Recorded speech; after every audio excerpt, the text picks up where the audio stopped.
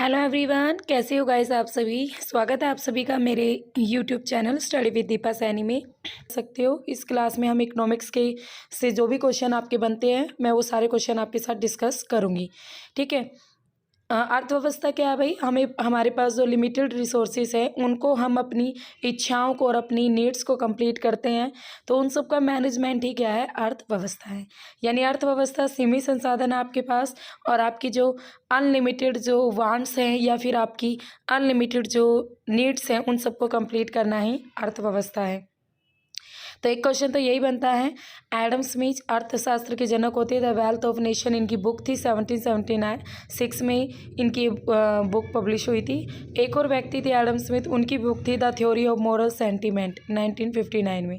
ठीक है। But Adam Smith जिनकी बुक वेल्थ ऑफ नेशन थी वो अर्थ फादर ऑफ इकोनॉमिक्स कहे जाते हैं।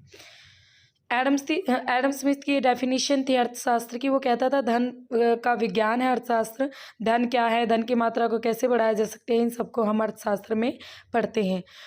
मार्शल ने 1890 में अपनी पुस्तक थी उसकी भी, प्रिंसिपल्स ऑफ इकोनॉमिक्स, उसमें उसने कहा था कि अर्थशास्त्र भौतिक कल्याण का विज्ञान है। देखो ये दोनों स्टेटमेंट आपके एचटेट में आ चुकी हैं। ठीक है, कि किसने कहा कि अर्थशास्त्र भौतिक कल्याण का विज्ञान है, किसने कहा कि धन क्या है, धन की मात्रा को कैसे बढ़ाया जा सकता है, इस तरीके से। फिर आया पृष्ठ महोदय ने अर्थव्यवस्था को 2 पार्ट्स में डिवाइड किया, समष्टि और व्यष्टि। टाइप ऑफ इकोनॉमिक्स 5 टाइप के प्रकार की होती है इकोनॉमिक्स। उदारवादी, पूंजीवादी, समाजवादी, मिश्रित अर्थव्यवस्था, बंद अर्थव्यवस्था और खुली अर्थव्यवस्था। तो देखो भाई, पूंजीवादी अर्थव्यवस्था में क्या होगा, लाभ यानी हमारा एक ही एम रहेगा कि हमें ज़्यादा से ज़्यादा प्रॉफिट कमाना है। मांग पर आधारित होती है, केवल निजीकरण, निजी क्षेत्र, प्राइवेट सेक्टर होता है इसमें, पूर्णतः उपयोग होता है। पहले अपना प्रॉफिट देखते हैं, लोक कल्याण हम बाद में देखते हैं। कोई बैरियर नहीं होते सरकार के इसमें, इसलिए इसे खुले बाजार वाली अर्थव्यवस्था भी कहते हैं। USA, France, Britain, Germany, Japan, इन सब में आपकी कैपिटलिज्म है। इसको हम क्या कह सकते हैं, पूंजीवादी अर्थव्यवस्था या उदारवादी लिबरलाइजेशन टाइप भी, या फिर कैपिटलिज्म भी कहते हैं।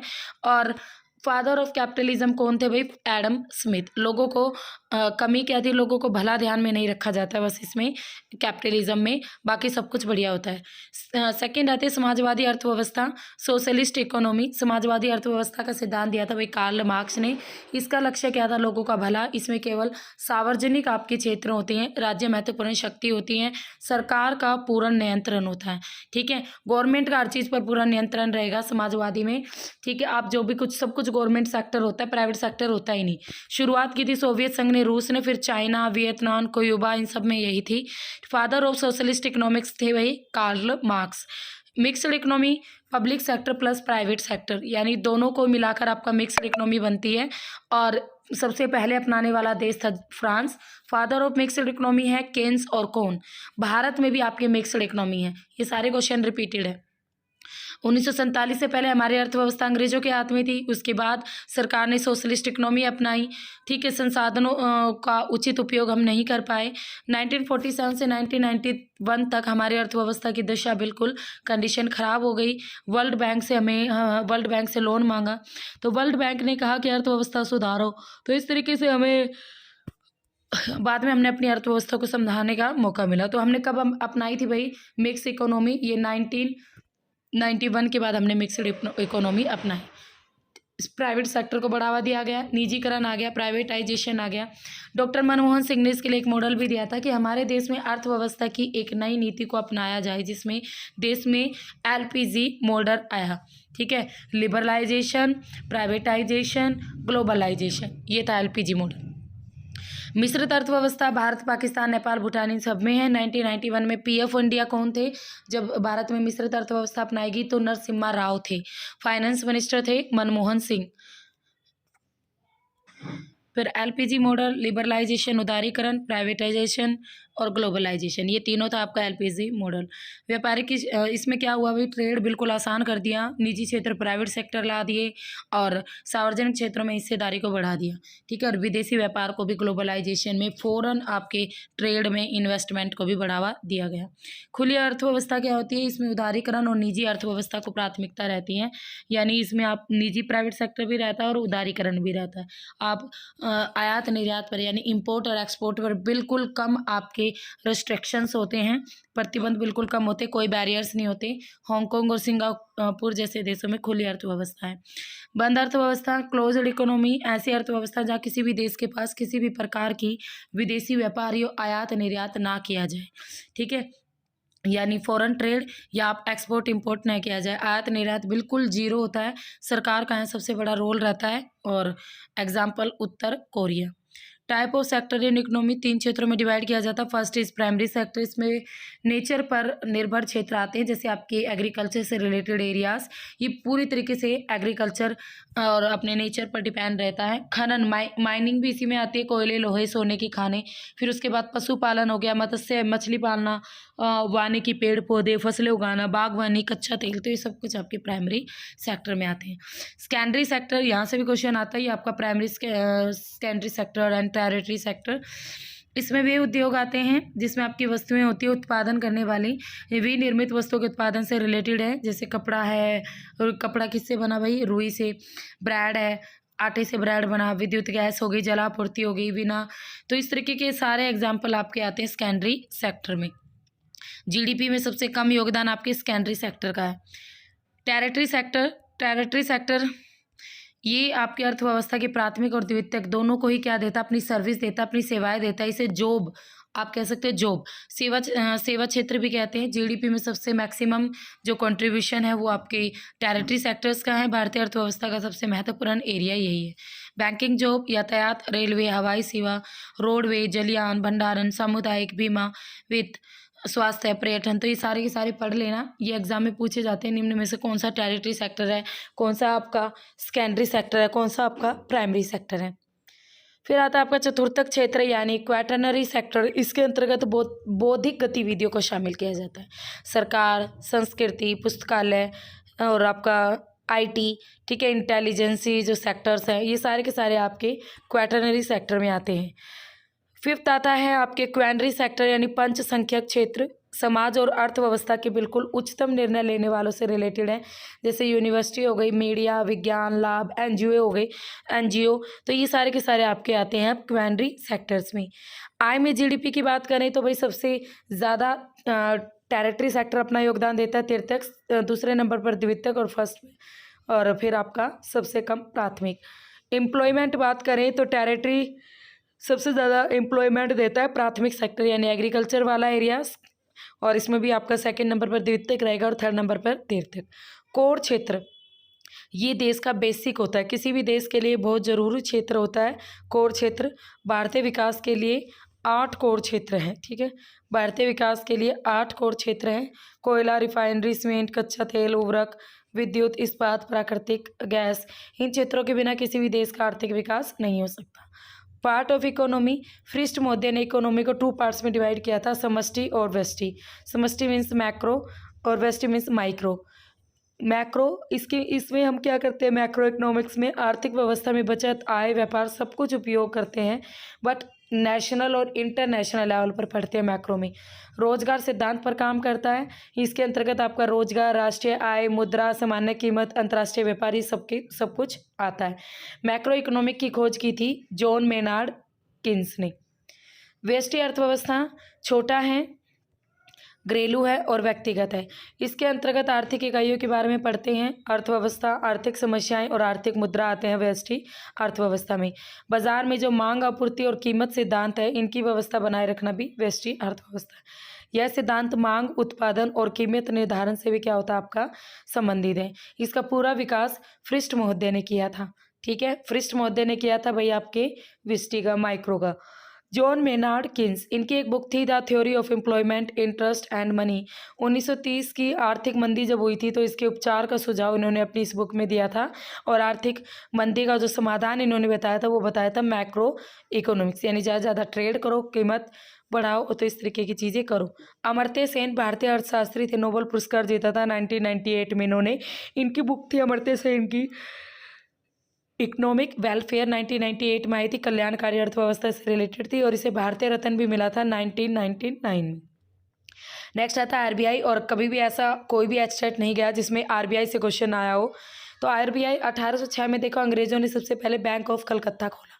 फिर 1809 में इसका नाम बदल दिया बैंक ऑफ बंगाल, क्योंकि ये बंगाल में था तो बैंक ऑफ बंगाल कर दिया। फिर 1840 में बॉम्बे में एक बैंक खोला, बैंक ऑफ बॉम्बे। फिर 1843 में मद्रास में खोला, बैंक ऑफ मद्रास। फिर 65 में इलाहाबाद बैंक खोला यूपी में। और भारत देश का पहला कॉमर्शियल बैंक यही था, इलाहाबाद बैंक।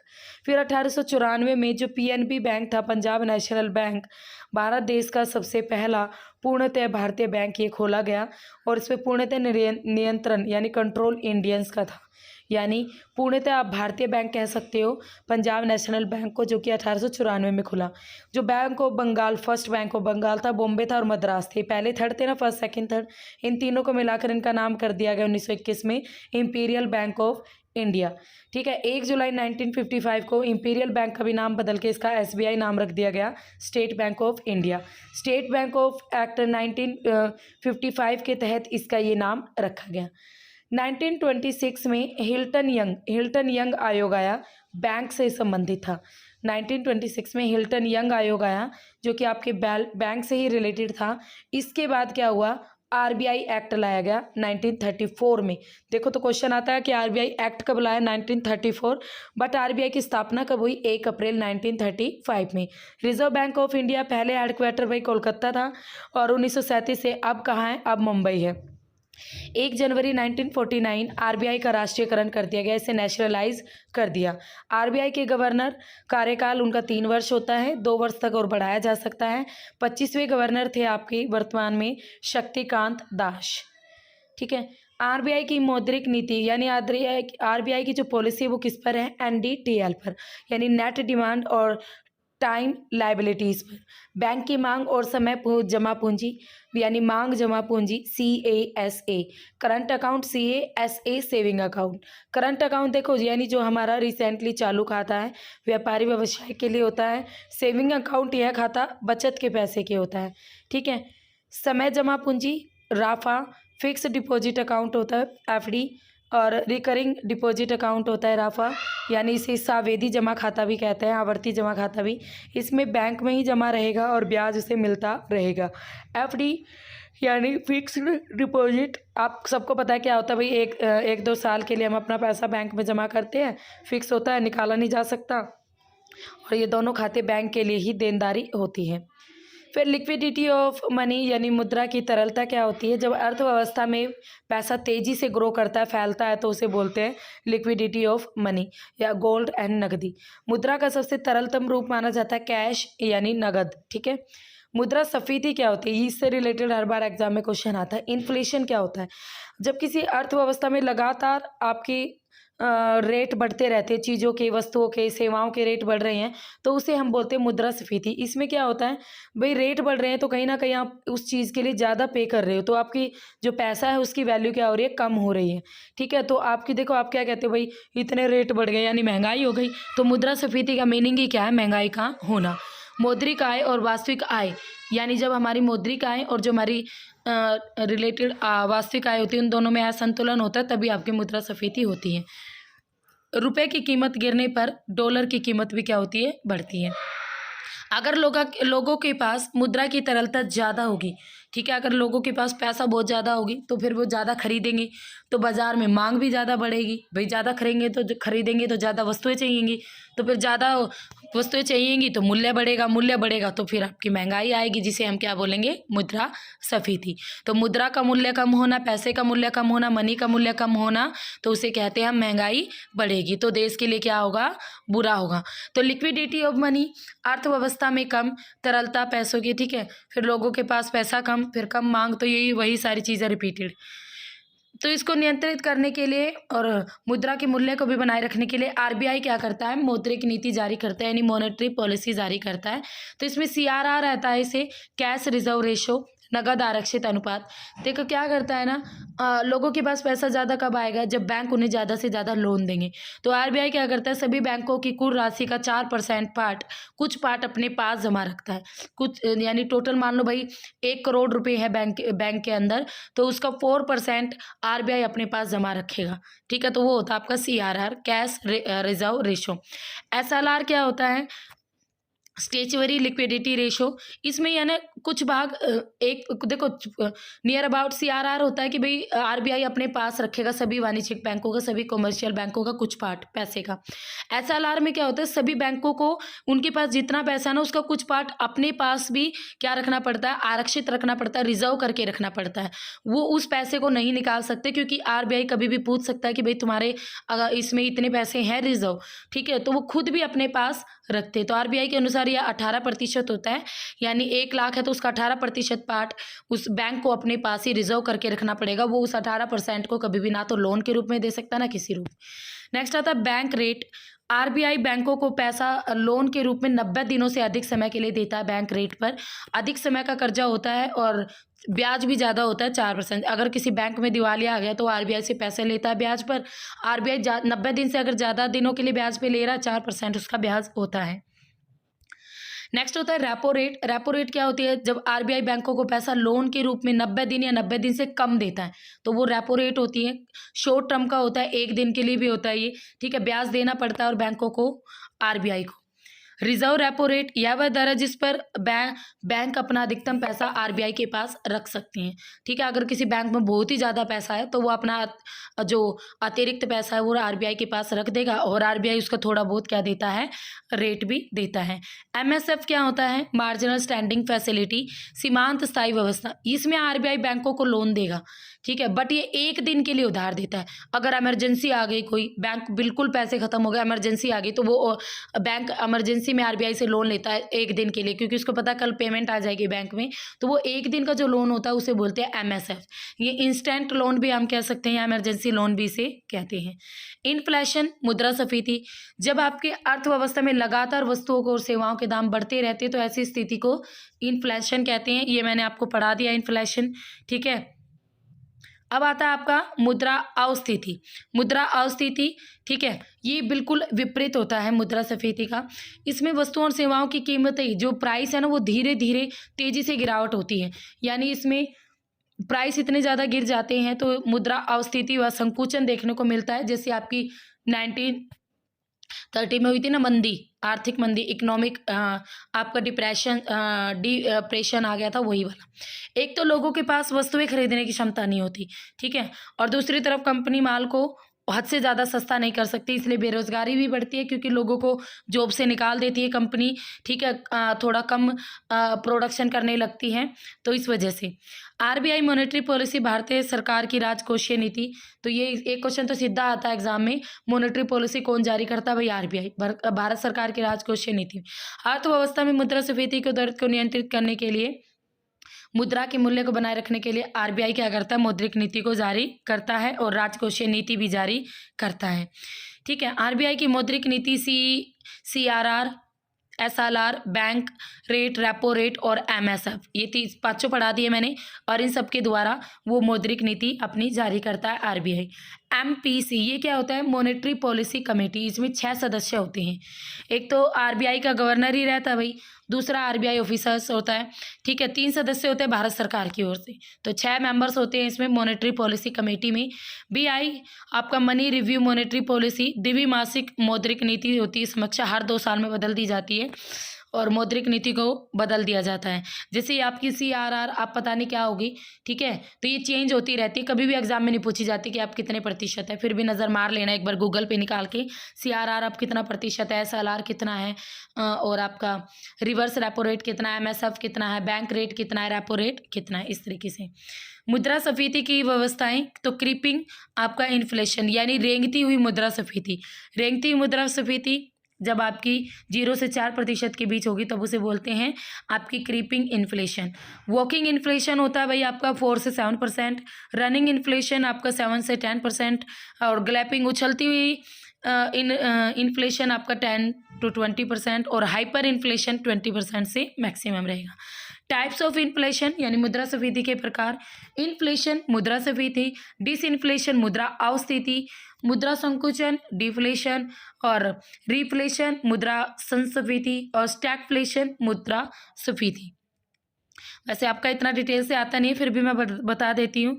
तो इस तरीके से जब आपकी मुद्रा में कमी आती है, ठीक है, महंगाई आपकी घट रही होती है धीरे धीरे, तो मुद्रा में संकुचन होता है, तो उसे बोलते हैं मनी डिफ्लेशन, बिल्कुल माइनस में चला जाता है इस तरीके से।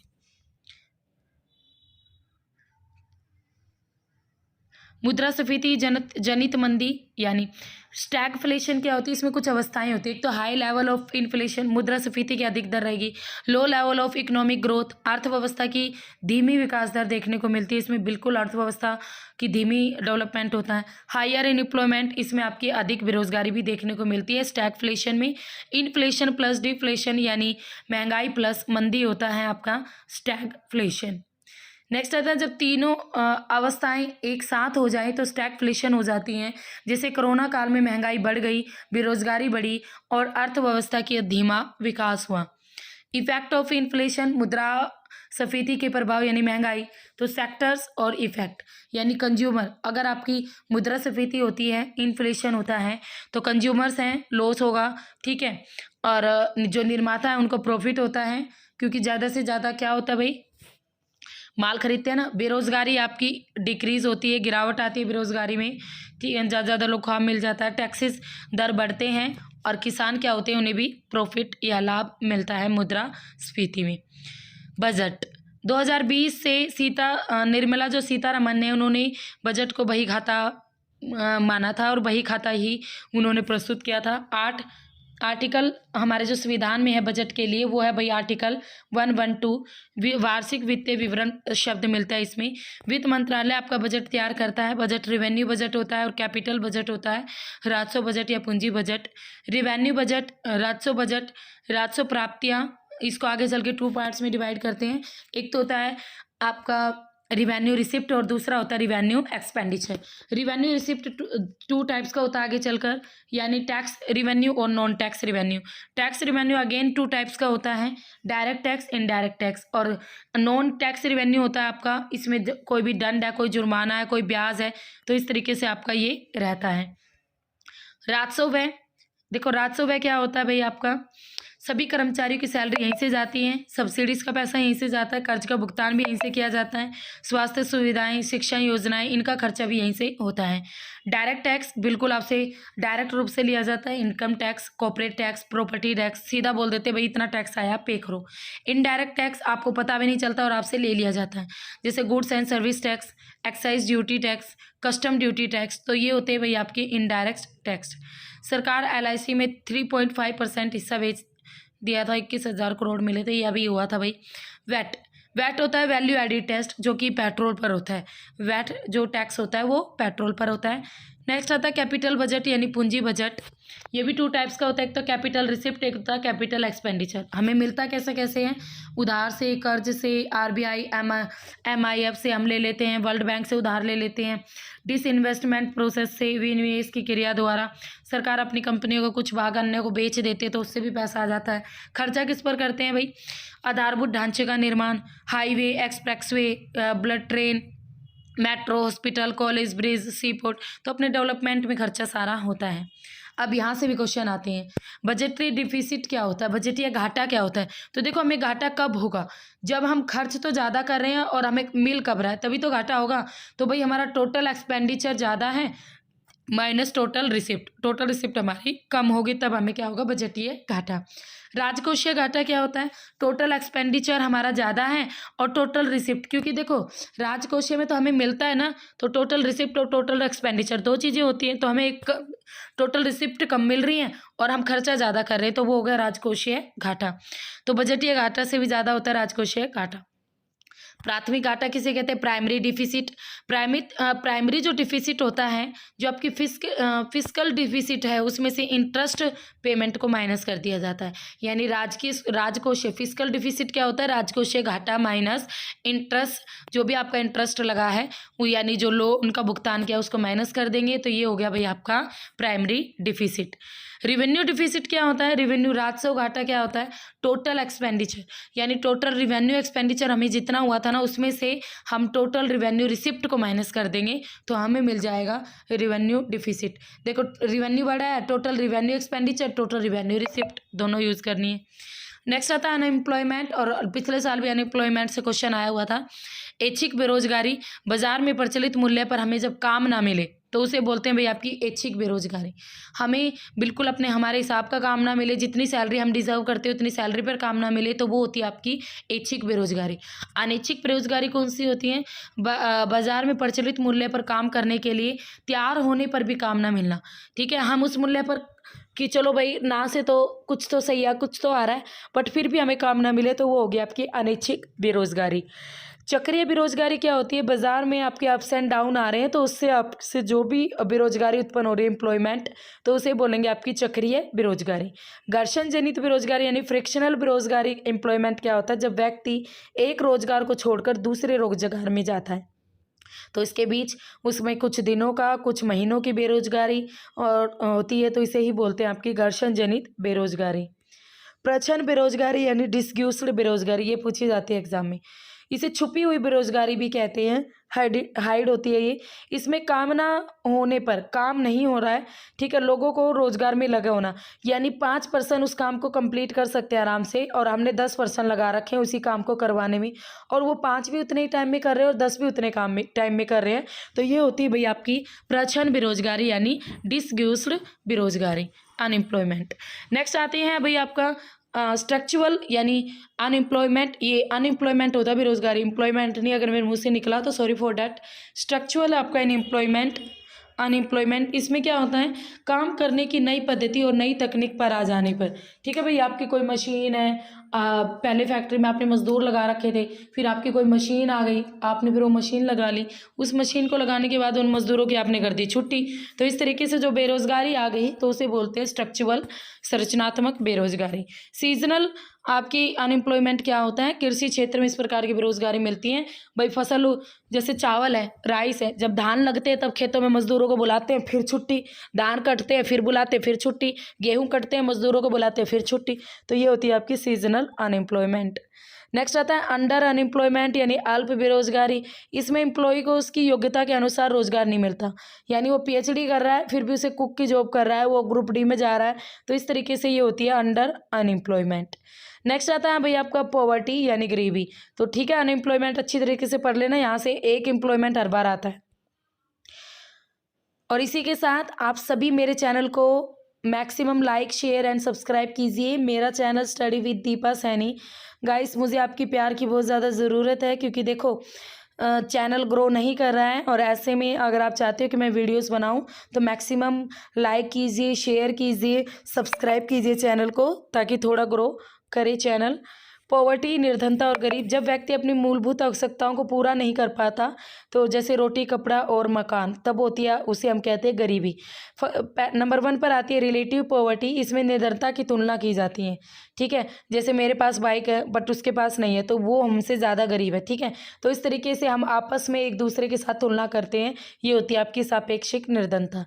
निरपेक्ष निर्धनता, इसमें गरीबी का आकलन किसी आधार रेखा यानी बेस लाइन और किसी बेस पॉइंट को मानकर किया जाता है। इसे एब्सोल्यूट निरपेक्ष निर्धनता के नाम से भी जाना जाता है।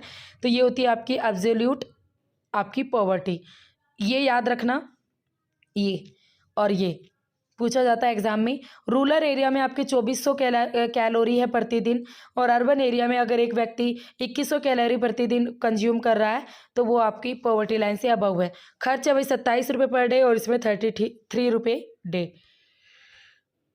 और ये आंकड़े हैं सुरेश तेंदुलकर समिति का आंकड़ा है ये। नेक्स्ट आता है इनकम डिस्पैरिटी।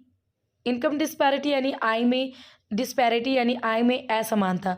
गरीब और अमीर के बीच होने वाली आय में असमानता है इनकम डिस्पैरिटी। लॉरेंज कर्व आय में असमानता को दर्शाता है।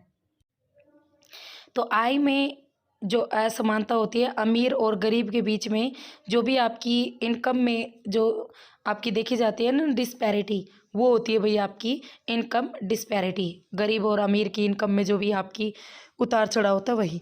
लॉरेंज वक्र आय में असमानता को यानी इनकम डिस्पैरिटी को लॉरेंज कर्व के द्वारा दिखाया जाता है। ये क्वेश्चन भी एग्जाम में आ चुका है।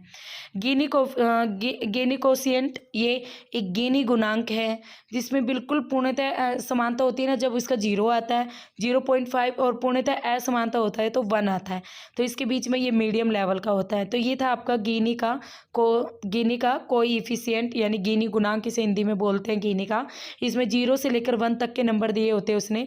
0 बिल्कुल इक्वलिटी होती है और 1 बिल्कुल आपका डिस्पैरिटी होती है, किसमें, असमानता में। भारतीय वित्तीय बाजार जिसे मुद्रा बाजार और पूंजी बाजार 2 पार्ट्स में डिवाइड करते हैं। तो मनी मार्केट देखो मनी मार्केट पर पूरी तरीके से नियंत्रण और संचालन पर तो आरबीआई का हाथ में होता है। समय सीमा न्यूनतम 1 दिन होती है, अधिकतम 364 दिन होती हैं। काम शॉर्ट टर्म मार्केट कम समय का बाजार होता है, अधिकतम 1 साल के लिए होता है ये, ठीक है। कॉल मनी और टी बिल्स आते हैं इसके अंदर, यानी ट्रेजरी बिल्स, राजकोषीय पत्र। कॉल मनी है जो, उसमें नियंत्रण और संचालन आरबीआई का ही रहता है। भारतीय वित्तीय बाजार पर एक मुद्रा बाजार होता है, एक पूंजी बाजार होता है, ठीक है। तो मनी मार्केट पढ़ा रही हूँ मैं इस वक्त आपको। तो जो कॉल मनी होती है ना, उस पर तो पूरा कंट्रोल किसका रहेगा, आरबीआई का रहता है। सर्टिफिकेट ऑफ डिपॉजिट आता है इसमें, टी बिल्स आते हैं आपके, जमा पत्र, कॉमर्शियल पेपर्स आते हैं, व्यवसायी पत्र।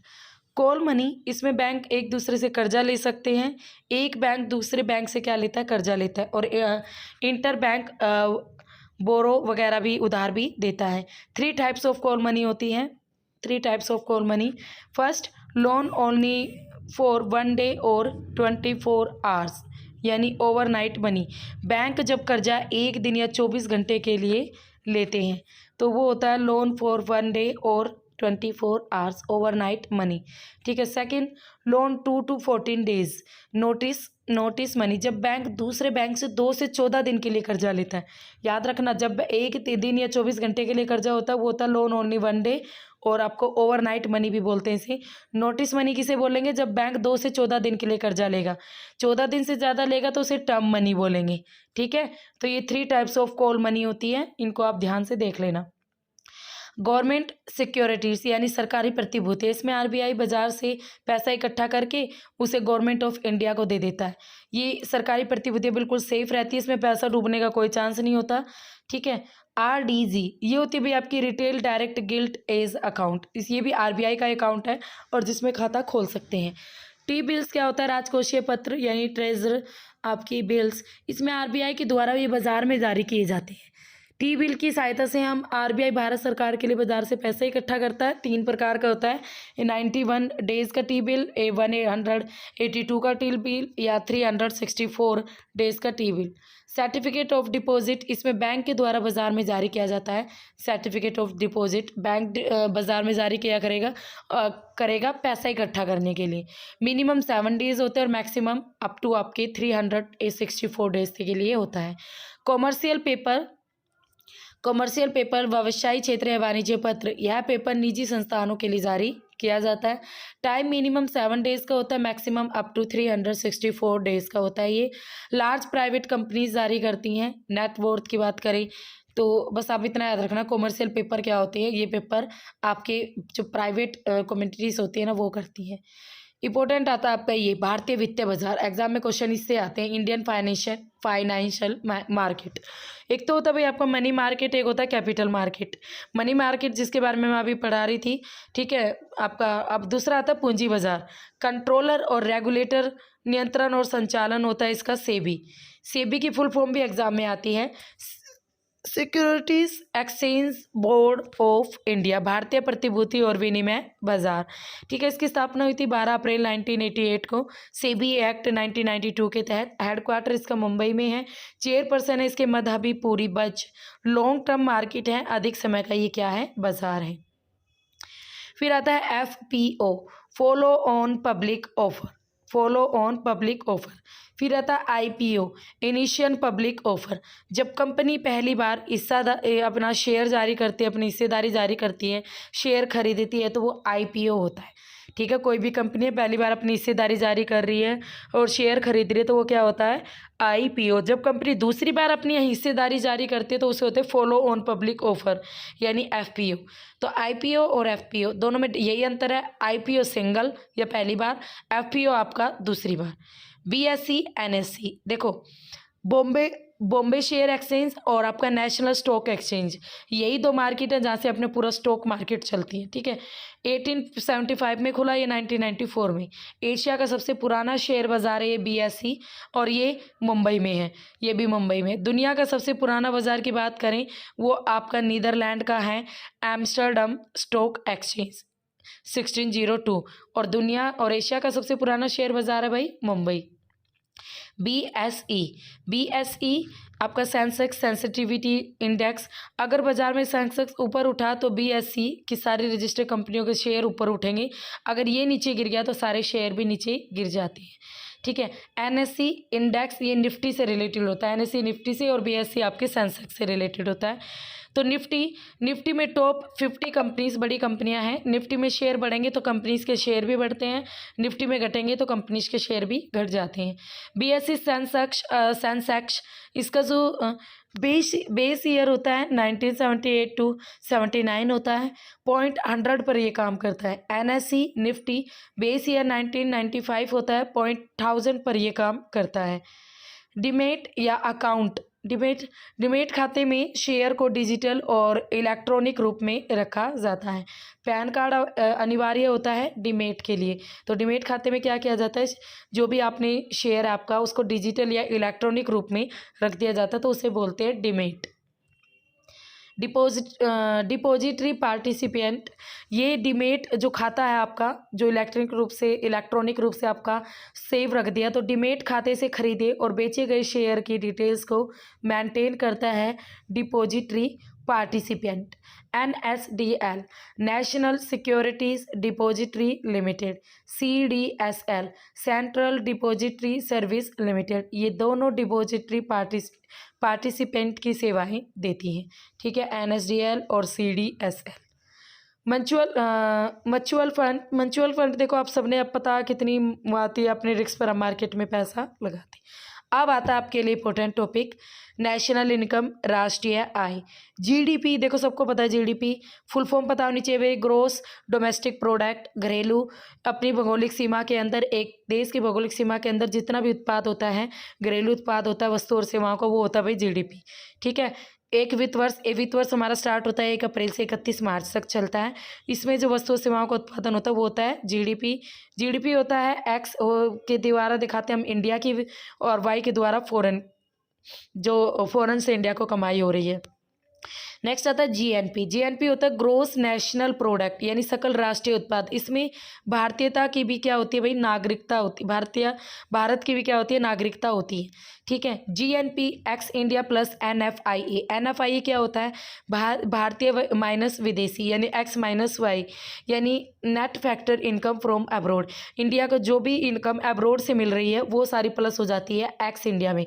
एक्स इंडिया क्या है, एक्स इंडिया है कि भाई इंडिया के एक बाउंड्री के अंदर जो भी प्रोडक्शन हो रहा है, जो भी सर्विसेज हैं उनकी वैल्यू, तो उसमें आपकी प्लस हो जाती है net factor income from abroad. GNP किसी देश के नागरिकों के द्वारा एक वित्तीय वर्ष में किया गया कुल अंतिम उत्पाद और सेवाएं, ये आता भाई आपका GNP में। देखो कंपनीज, सिटी ये छोड़ो, NRI का पैसा GDP में कभी भी नहीं आएगा, इससे आप समझ जाओगे। NRI का पैसा आपका GNP में शामिल होता है, GDP में कभी भी शामिल उसे नहीं किया जाता। और PIO कौन होते हैं, PIO होते हैं पर्सन ऑफ इंडियन ओरिजिन, यानी भारतीय मूल के नागरिक। इनका GDP में तो X होता है और GNP में इनका X शामिल नहीं होता। अब आता है आपका डेप्रिसिएशन, यानी मूल्यह्रास। किसी वस्तु और मशीनों के समय के साथ हुए रख रखाव या गिरावट को उसका मूल्यह्रास कहते हैं।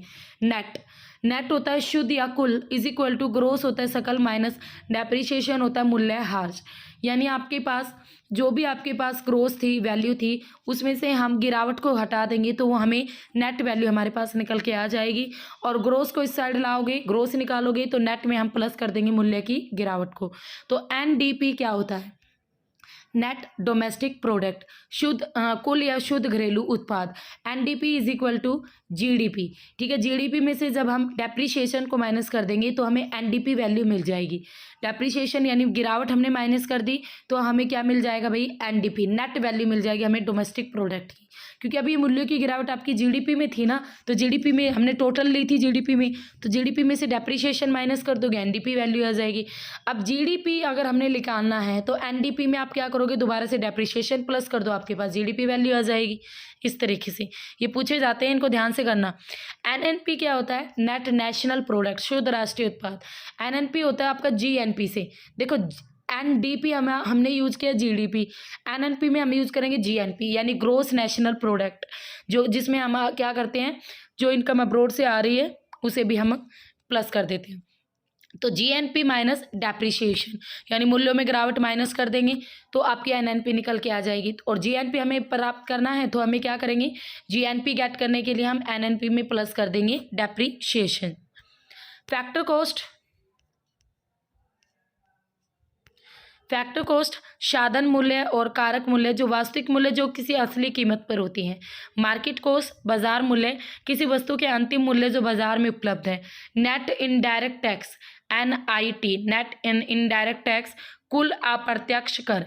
नेट इनडायरेक्ट टैक्स हमें कैसे मिलेगा भाई, टैक्स में से जब हम सब्सिडीज माइनस कर देते हैं तब हमें मिलता है नेट इनडायरेक्ट टैक्स। बाजार मूल्य आपका क्या होता है, factor cost plus tax minus subsidies, यानी फैक्टर कॉस्ट में जब टैक्सेस प्लस कर देंगे और सब्सिडीज को माइनस कर देते हैं तब हमें क्या मिल जाती है, मार्केट रेट।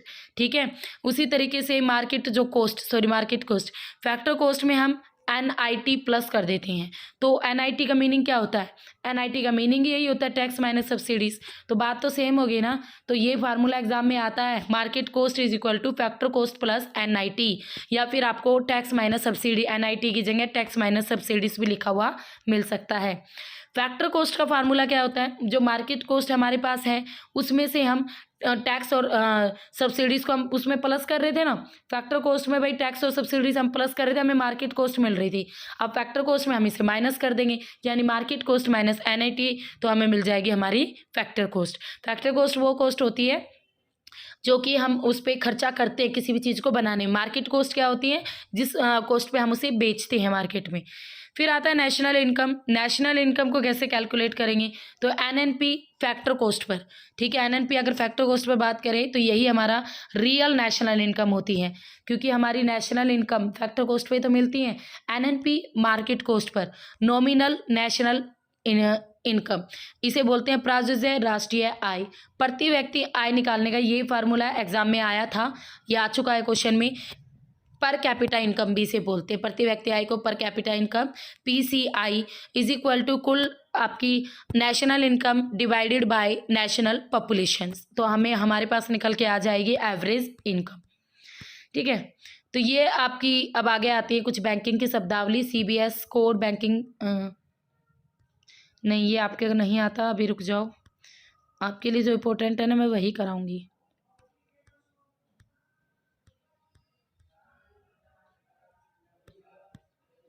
ये एमसीआई कोड वगैरह तुम्हारे नहीं पूछे जाते हैं।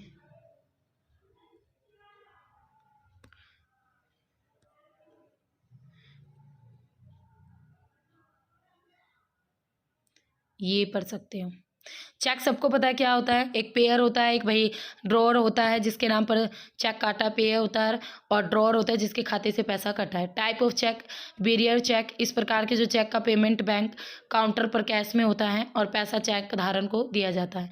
पेमेंट ओनली इन कैश में होती है, जिसके हाथ में चेक होगा पैसा उसी को ही मिलेगा। काउंटर पे चेक होता है, इसमें जो चेक का भुगतान है केवल बैंक अकाउंट में होता है। लेफ्ट साइड में 2 लाइन और लाइन के बीच में इस तरीके से आपका लिखा हुआ होता है तो अकाउंट में आएगा। पोस्ट डेट चेक यानी आगे की तारीख का चेक भी होता है, इस चेक की मदद से आपके भविष्य में भुगतान किया जा सकता है। वैलिडिटी 90 डेज की होती है इस तरीके की चेक की। स्टेल चेक, ये बासी और पुराना चेक होता है, ऐसा चेक जिसकी वैधता समाप्त हो चुकी है उसे स्टेल चेक कहते हैं। इस प्रकार के चेक का भुगतान बैंक के द्वारा नहीं किया जाता है। सीटीएस चेक ट्रांसलेशन सिस्टम, इस प्रणाली का उपयोग बैंकों के द्वारा चेक का तेजी से भुगतान करने के लिए किया जाता है। बाउंस हो जाते हैं चेक जब आपके खाते में पैसा नहीं होता, सबको पता है बाउंस हो जाते हैं जब आपके चेक। ये आपका इंपॉर्टेंट नहीं है तो ध्यान जो आपका होगा ना मैं वही आपको कराऊंगी। हाँ, ये आपके इंपॉर्टेंट है। इंटरनेशनल ऑर्गेनाइजेशन, ये आते हैं आपके एग्जाम में। तो अंतर्राष्ट्रीय संगठन यूएन, यूनाइटेड नेशन, संयुक्त राष्ट्र संगठन भी इसे कहते हैं। स्थापना हुई थी भाई 24 अक्टूबर 1945 को। संयुक्त राष्ट्र दिवस आता है एग्जाम में 24 अक्टूबर को मनाते हैं। हेडक्वार्टर न्यूयॉर्क यूएसए में है। और इसका जो आइडिया था वो फ्रैंकलिन ने दिया था, डी रोसेवेल्ट ने भी, यूएस के प्रेसिडेंट ने थे, इन्होंने दिया था। यूएन जो शब्द को 1942 में दिया था। सदस्य देश इसके 193 देश हैं। नया देश है दक्षिणी सूडान जो कि 2011 में शामिल हुआ है। संस्थापक देश है 51 देश। भारत भी था इसका शुरुआत में। वर्तमान में इसके अध्यक्ष है एंटोनियो गुटेरेस। ये क्वेश्चन एग्जाम में आ चुका है, ठीक है। अध्यक्ष आपसे पूछे जाते हैं, तो ये जितने में आपको ऑर्गेनाइजेशन करवा रही हूँ उनके अध्यक्ष लर्न रख लेना। और भाषाएं कौन सी है भाई? अरेबिक, अरबी 1974, इंग्लिश, स्पेनिश, फ्रेंच, रशियन और चाइनीज़, ये सारे इनकी लैंग्वेजेज हैं। यूएन वर्किंग लैंग्वेज इंग्लिश और फ्रेंच है। और ओलिव ब्रांच, जैतून के पेड़ की शाखाएं, यानी शांति का प्रतीक, इस तरीके का सिंबल है भाई आपका इसका, ठीक है। वर्ल्ड मैप भी है बीच में जो कि संसार का मानचित्र है।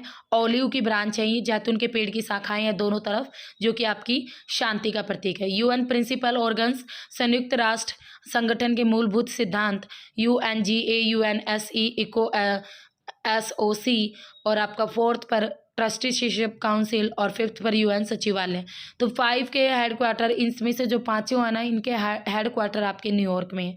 UNGA का, UNSC का, eco, ECO, SOC, trusteeship council का और UN सचिवालय का। अंतर्राष्ट्रीय न्यायालय इसका हेडक्वार्टर हैग में पड़ता है, नीदरलैंड में। UNGA हेडक्वार्टर बताइए आपको, ठीक है। यूनाइटेड नेशन जनरल असेंबली, संयुक्त राष्ट्र महासभा इसे बोलते हैं। विश्व की संसद भी कहते हैं। विश्व का संविधान का UN चार्टर के नाम से भी इसे जाना जाता है। सामान्य हर साल सितंबर के तीसरे सप्ताह में इसकी बैठक का आयोजन किया जाता है। UNSE, United nation security council, संयुक्त राष्ट्र सुरक्षा परिषद, हेडक्वार्टर इसका न्यूयॉर्क में है। कुल सदस्य देश इसके 15 हैं। UNSC दुनिया का पुलिसमैन भी इसे कहते हैं, UNSC को, ठीक है, क्योंकि ये संयुक्त राष्ट्र सुरक्षा परिषद है। और टोटल मेंबर इसके हैं 15 डेज। 5 आपके परमानेंट है और 10 इसके परमानेंट नहीं है। परमानेंट है भाई USA, UK, फ्रांस, रशिया और चाइना। वीटो पावर मिली हुई है इन पांचों कंट्रीज़ को, वीटो शक्ति इनके पास। 10 आप में आते हैं आपके हर आधे सदस्य हर साल रिटायर हो जाते हैं, ठीक है। 5 सदस्य हर साल रिटायर होते हैं। तो कुल 15 में से 9 सदस्य किसी बिल का समर्थन करते हैं और 5 स्थायी सदस्यों को तो बिल का समर्थन जरूरी होगा ही, तभी बिल पास होगा, उन्हें वेटो पावर है। अस्थायी सदस्यों का कार्यकाल यहाँ पर 2 साल का ही होता है। और भारत भी भाई आपका अस्थायी सदस्य है इसका, संयुक्त राष्ट्र सुरक्षा परिषद का। शुरू में 1951 में UNSC का अस्थायी सदस्य बना। 2021 और 22 में 8वां अस्थायी सदस्य ये बना है। ECO, SOC, economic and social council, आर्थिक एवं सामाजिक परिषद, हेडक्वार्टर है भाई इसका न्यू दिल्ली में। कहाँ पर है? न्यू दिल्ली में।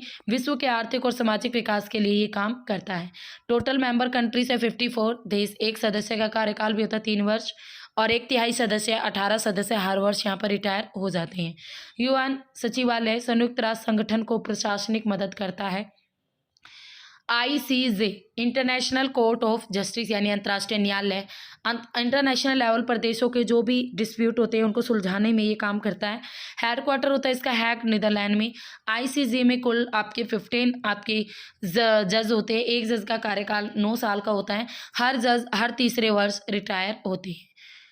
ट्रस्टीशिप काउंसिल यानी न्याय परिषद, ये नई आज़ाद सीमाओं और देश क्षेत्रों को दूसरे विश्व युद्ध के बाद प्रशासनिक मदद देने के लिए काम करता है। आपका ट्रस्टीशिप काउंसिल 1993 में ये बिल्कुल इनएक्टिव है। 1993 से जुलाई 1944 में ब्रिटेन वुड्स सम्मेलन हुआ था। ब्रिटेन वुड्स सम्मेलन हुआ USA में। इसमें आपकी 2 संस्थाओं को बनाने की बात की गई थी। एक IBRD जिसको रिसेंट में हम वर्ल्ड बैंक कहते हैं, और एक आपका IMF। इन दोनों को ब्रिटेन वुड्स जुड़वा के नाम से भी जाना जाता है। ये इंपॉर्टेंट है भाई पार्ट, ठीक है। ये वर्ल्ड बैंक और IMF इंटरनेशनल मॉनेटरी फंड, और हमेशा IMF से रिलेटेड क्वेश्चन आता है और वर्ल्ड बैंक से भी। तो इन दोनों को ब्रिटेन वुड्स जुड़वा के नाम से भी जाना जाता है। तो वर्ल्ड बैंक के बारे में ध्यान से पढ़ लेना, इंपॉर्टेंट है ये। वर्ल्ड बैंक का हेडक्वार्टर आपका वाशिंगटन DC में USA में। मेंबर है 189 देश। 2016 में नारू देश इसमें जुड़ गया था। हेड है इसके मिस्टर डेविड मालपास यूएसए में। एम लक्ष्य क्या है, विश्व से गरीबी को बिल्कुल ख़त्म कर देना। वर्क ये आपके जो डेवलपिंग कंट्रीज़ है ना उनके लिए वर्क करते हैं, लॉन्ग टर्म उन्हें लोन देते हैं ताकि वो डेवलपमेंट कर पाए। IBRD international bank for reconstructions and development, यानी अंतर्राष्ट्रीय पुनर्निर्माण और विकास बैंक है ये मिडल इनकम ग्रुप वाले देशों को उनके डेवलपमेंट के लिए पैसा देता है IBRD। जो देश लोन लेकर पैसा दे देते हैं उन्हें अच्छी साख वाले देशों को पैसा देता है। IDA इंटरनेशनल डेवलपमेंट एसोसिएशन, अंतर्राष्ट्रीय विकास संघ, ये आपके बिल्कुल लो लेवल के इनकम वाले जो देश होते हैं उनको रियायती दरों पर बिल्कुल लो लेवल पर क्या देता है, बोरो देता है, पैसे उधार देता है। विश्व बैंक की रियायती दरों की खिड़की बोला जाता है IDA को। विश्व बैंक की, वर्ल्ड बैंक की रियायती दरों की खिड़की कौन होता है, IDA international development association. IMF, हमेशा इससे क्वेश्चन आता है, बहुत ज़्यादा इंपॉर्टेंट है। इंटरनेशनल मॉनेटरी फंड, अंतर्राष्ट्रीय मुद्रा कोष, हेड क्वार्टर है भाई वाशिंगटन DC में, और इसकी जो हेड है, नाम याद रखना, क्रिस्टलिना जाजिरवा, ये याद रखना, एग्जाम में पूछी जाती हैं। कई बार इसकी फुल फॉर्म, कई बार इसका हेड, कई बार इसके मेंबर। तो 190 देश हैं। 2020 में अंडोरा देश इसमें शामिल हुआ था। करेंसी है SDR, स्पेशल ड्राइंग राइट्स हैं, इसके पास विशिष्ट आहरण अधिकार हैं। कागजी सेना, पेपर गोल्ड मुद्रा की, और बास्केट ऑफ करेंसी भी से बोलते हैं, यानी मुद्रा की टेकरी। US GB, पाउंड, यूरो, येन जापान, योन चाइना, SDR मुद्रा, ये सारी IMF की है। ठीक है, हाँ। नेक्स्ट आता है BOP बैलेंस ऑफ पेमेंट, यानी भुगतान संतुलन, आपका income sources for money to currency, यानी एक्सपोर्ट, निर्यात करना, बेचना। जितना हम ज़्यादा एक्सपोर्ट करेंगे उतना ही पता है हमें हमारे देश के अंदर क्या आएगी, फॉरेन करेंसी आएगी, और उतना ही हम ज़्यादा ट्रेड करेंगे, उतना ही हमारे देश के लिए बेनिफिट होगा। इन्वेस्टमेंट क्या होता है भाई, निवेश, बाहर के देश हमारे देश में जो पैसा लगा, यानी फॉरेन कोई कंट्री, चाइना के या US की कोई कंपनी आई और इंडिया में आकर अपना सेटअप किया, अपनी कंपनी स्टार्ट कर दी, तो वो होता है investment. FDI foreign direct investment, प्रत्यक्ष विदेशी निवेश होते हैं। FIT फॉरेन इंस्टीट्यूशनल इन्वेस्टमेंट, ठीक है, इसे विदेशी संस्थागत निवेश के नाम से जाना जाता है। बोरोइंग क्या होता है, उधार, यानी आपका गवर्नमेंट से लेना या सवेंजन से लेना, तो इस तरीके से। ECB external commercial boring, means company पैसे जब उधार में देती है तो वो होता है आपका ECB। रिमेटेंस क्या होती है, प्राप्तियां। NRI ट्रांसफर होता है मनी, कहाँ, इंडिया। टूरिज्म पर्यटन द्वारा पैसा आता है। हेल्थ स्वास्थ्य, देश के अंदर इलाज कराने आते तब भी पैसा आता है। रिलीजियस वर्क, रामदेव जैसे श्री रविशंकर धार्मिक व्यक्ति आते हैं तो वो भी देश में पैसा लाते हैं। तो इन सभी तरीकों से इंडिया में क्या आता है भाई, पैसा आता है।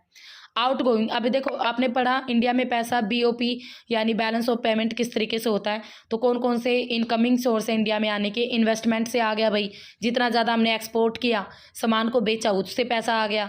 ठीक है, हमने किसी देश को उधार दिया, ठीक है, या फिर किसी देश से उधार लिया, प्राप्तियां कर ली अलग अलग। टूरिज्म से आ गया, हेल्थ से आ गया, रामदेव इस तरीके से रिलीजियस वर्क से आ गया।